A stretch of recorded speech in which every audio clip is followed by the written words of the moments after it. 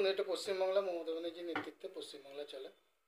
প্রথমে বলবো নমস্কার, সবাই ভালো থাকবেন। পশ্চিমবাংলা মমতা ব্যানার্জির নেতৃত্বে 2011 দল ক্ষমতায় হয়েছে, বামফ্রন্ট 34 বছর ছিল। 2011 মমতা বন্দ্যোপাধ্যায় ক্ষমতা হয়েছে। এখানে হিন্দু মুসলমান বলে কিছু চলে না। এখন বিজেপি সাম্প্রদায়িক দল, একটু হিন্দু ভোট, হিন্দু মুসলমান শুভেন্দু অধিকারী করছে।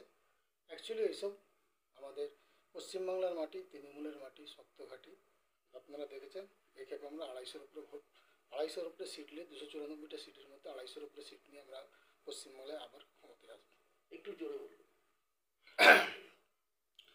দেখুন, এটা পশ্চিমবাংলা, এখানে হিন্দু মুসলমান বলে কিছু হয়নি। 2000 দীর্ঘ 34 বছর সিপিএমকে সরিয়ে মানুষ চেয়েছিল পরিবর্তনের ঝড় তুলতে, পরিবর্তন হয়েছে। 2011 সালে মমতা ব্যানার্জি ক্ষমতায় এসছে। আজ 2025 সাল, 2026-এ আবার বিধানসভা নির্বাচন আছে। এতে আমাদের পশ্চিমবাংলায় কোনোদিন হিন্দু মুসলমান ব্যাপার আসে না। আমরা একে হিন্দু দুটো অফিসে হিন্দু মুসলমান, হিন্দু আমার নয়নমণি, মুসলমান আমার প্রাণ। আমরা সেইভাবেই রাজনীতি করি। আমাদের নেত্রী মমতা বন্দ্যোপাধ্যায়, আমাদের সেনাপতি অভিষেক বন্দ্যোপাধ্যায় যেইভাবে আমাদেরকে গাইডলাইন দেয়, পশ্চিমবাংলার বুকে হিন্দু মুসলমান বলে কিছু কাট খাবে না। দেখা যাচ্ছে বাংলা ভাষা বললে তাকে বাংলাদেশি বলা হচ্ছে। যেভাবে বাঙালিদের উপরে অত্যাচার করা হচ্ছে, মাননীয় মুখ্যমন্ত্রী আপনার ভাষা আন্দোলন নিয়ে যখন মঞ্চ বেঁধেছিলেন, দেখা গেল সেনারা সেখানে সেই মঞ্চ, লোগো এবং মমতা বন্দ্যোপাধ্যায়ের ছবি তুলে দিল। কোন নজরে আপনারা দেখছেন তৃণমূল কংগ্রেসের সৈনিক হিসেবে? দেখুন, আমরা তৃণমূল কংগ্রেসের সৈনিক। আমাদের নেত্রী মমতা বন্দ্যোপাধ্যায় যেই একটুখানি আদর্শতে আমরা রাজনীতিটা করি। 2006 সাল থেকে রাজনীতি করছি। অনেক সিপিএমের সাথে লড়াই করে, আন্দোলন করে। এটা খানাকুল, পুরসুরা, আরামবাগ, গোঘাট। এখানে অনিল বসু ছিল হলো মানুষের চাইতে বেশি ভোটে জিতত উনি। 7 লক্ষ ভোটে জিতেছিলেন। 7 লক্ষ ভোট ছিল না, তবু 7 লক্ষ ভোটে জিতেছিলেন। সেই জায়গায় বাম শাসনকে আমরা সরিয়ে দিয়ে আমরা তৃণমূল কংগ্রেস প্রতিষ্ঠিত করেছি। বিজেপি একটা বর্বরী দল, বিজেপি একটা নোংরা দল। বিজেপি চাইছে বাংলা ভাষা বললে বাংলায় মানুষ থাকবে, বাংলা কথা বলবে, এতে আবার কি যায় আসে। কিন্তু পশ্চিমবাংলায় দেখেন, সমস্ত রাজ্যের মানুষ আছে, সমস্ত এলাকার মানুষ আছে, সমস্ত রাজ্যের মানুষ আছে। উড়িষ্যার মানুষ আছে, গুজরাটের মানুষ আছে, দিল্লির মানুষ আছে, বোম্বের মানুষ আছে, বিভিন্ন উত্তরপ্রদেশের মানুষ আমাদের কলকাতায় কাজ করছে বা পশ্চিমবাংলায় বসবাস করছে বা কাজ করছে। মমতা বন্দ্যোপাধ্যায়ের কোনো অসুবিধা নেই। অসুবিধা তো করছে বিজেপি এক বাংলা ভাষাকে নিয়ে অপমান করছে। আমরা বাংলা ঘরে জন্ম, আমরা বাংলায় কথা বলি, তাতে বিজেপির অসুবিধা। ক্ষমতায় আছে, উনি 3000 টাকা করে করুক না। উড়িষ্যায় তো আছে, উড়িষ্যায় তো মহিলা নেই? উড়িষ্যায় কি আমার মা বোন নেই? উড়িষ্যায় কি মহিলা নেই? না উত্তরপ্রদেশে নেই? না গুজরাটে নেই? সব জায়গায় 26টা জায়গায় ক্ষমতায় আছে। আমাদের একটা পশ্চিমবাংলা মমতা ব্যানার্জি ক্ষমতায় আছে।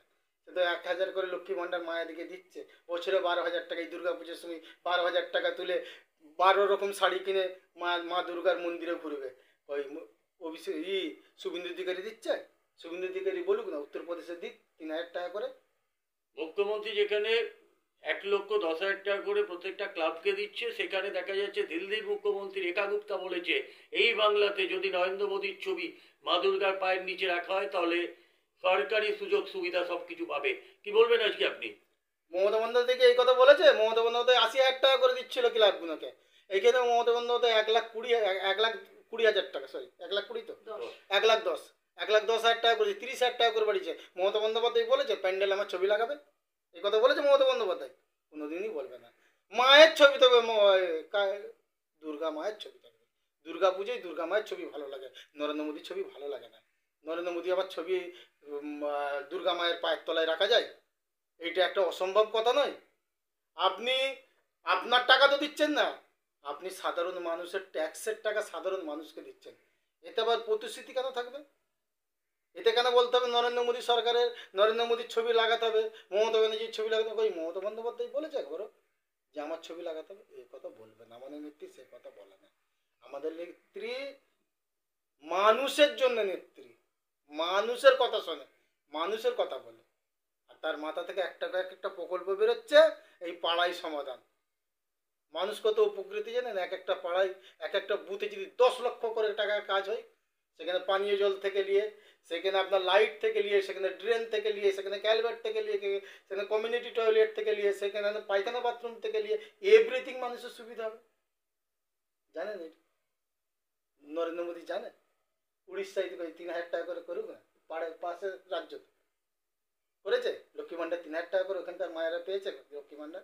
জানে ওখানকার মায়েরা লক্ষ্মী ভান্ডার কাকে বলে? কিন্তু পশ্চিমবাংলার মায়েরা জানে, পশ্চিমবাংলার কন্যাশ্রীরা জানে যে আমি বড় হয়েছি, আমার নেত্রী মমতা বন্দ্যোপাধ্যায় 25,000 টাকা রেখে দিয়েছে আমার জন্য, রূপশ্রীর জন্য আমার বাবা বিয়ে দিবে। আমার মেয়েরা জানে 18 বছর বয়সে গেলে মমতা বন্দ্যোপাধ্যায় দিবে 25,000 টাকা, আমি সেই টাকায় আমি একটা গহনা করব। এটা পশ্চিমবাংলার মহিলারা জানে, পশ্চিমবাংলার মায়েরা জানে। বিজেপি একটা স্লোগান তুলেছে যে আমার পাড়া তৃণমূল তারা, কি বলবেন আপনি আজকে? বিজেপি পাগল হয়ে গেছে, বিজেপি খ্যাপা হয়ে গেছে। আমি বলছি শোনেন, আমার পাড়া বিজেপি ছাড়া, আমার পশ্চিমবাংলা বিজেপি তাড়া, আমার আমার ভারত বিজেপি ছাড়া। আমি বলে দিলাম এটি স্লোগান হবে 2026-এ। আমার পাড়া বিজেপি ছাড়া, আমার দেশ বিজেপি তাড়া, আমার ভারত বিজেপি ছাড়, আর আমার পশ্চিমবাংলা বিজেপি তাড়া। এইটাই হবে কথা।